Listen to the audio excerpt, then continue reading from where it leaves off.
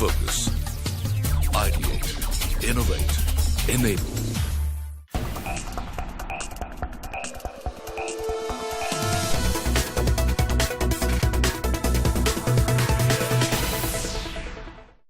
RGF Executive Search presents Japan Expanding Business Horizons in India, an event designed to provide a common platform for Indo-Japan business development. At this event, we saw luminaries from the world of business come together and welcome Japanese industries and work ethics in India. The event was marked by the presence of the Honorable Minister of State for the Ministry of Commerce and Industry, Ms. Nirmala Sitharaman. There are a lot of interest in the Indian economy now, both in India and also particularly in Japan. I only feel that after this visit of Mr. Modi, the relationship between Japan and India is certainly going to set the pace for that description which rightly the ambassador brought on forth, that 21st century is definitely going to be an Asian century. As you all are aware, we've had a strategic global partnership with Japan. And between Japan and India, the bilateral relationship can only be driven by the economic considerations. Trade, cooperation, economic, otherwise investments, and so on. We have set up a special cell called Japan Plus for expediting clearances to the challenges which Japanese companies face in India. So let me tell you all that this Japan Plus cell, the special cell which is being established in my ministry, will expedite clearances for Japanese companies who wish to invest in India.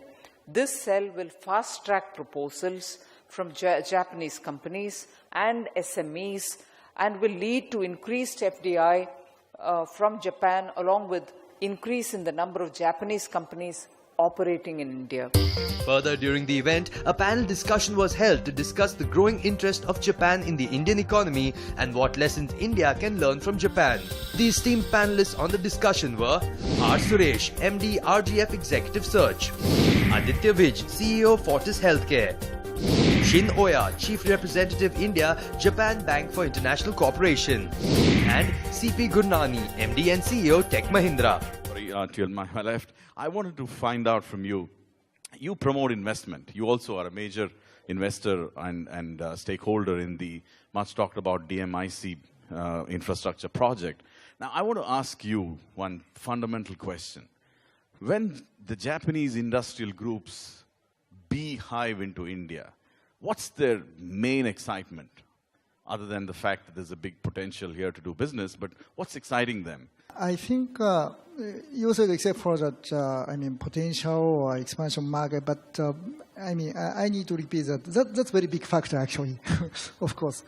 So huge market, huge demand coming from India. This is, I think, that the strongest paving point of India. But of course, this is not only a cause where many Japanese companies are interested in. When we said that the demand, not only that the sheer number of population, but also I think that, purchasing power. Of course, when we compare that, GDP per capita itself, it's not so high compared with the Southeastern Asian or ASEAN countries, but it's growing. Thank you. Aditya, you had the unique experience of running a car business in India. So while running a car business, what obstacles you face? I'm being a little bit negative on this front. What do you see as challenges for anybody investing in manufacturing in India?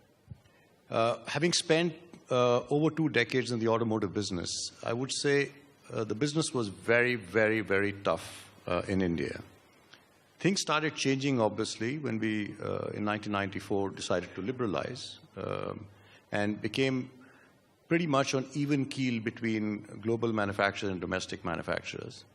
But issues such as it being a luxury product, where it has never been the case in any developed part of the world, excise duty differences, differences in import duties for finished product versus CKDs and SKDs and so on and so forth. Fairly complex tax systems. The other thing, I guess, is based on our tradition, We were labor intensive as an industry.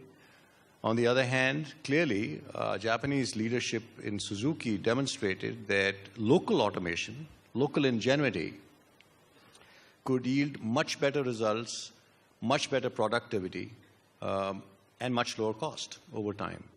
So whereas we had the traditional issues, I always used to say we have archaic labor laws, and frankly, we still have the old Factories Act, which is prevalent today, and local labor laws in the States.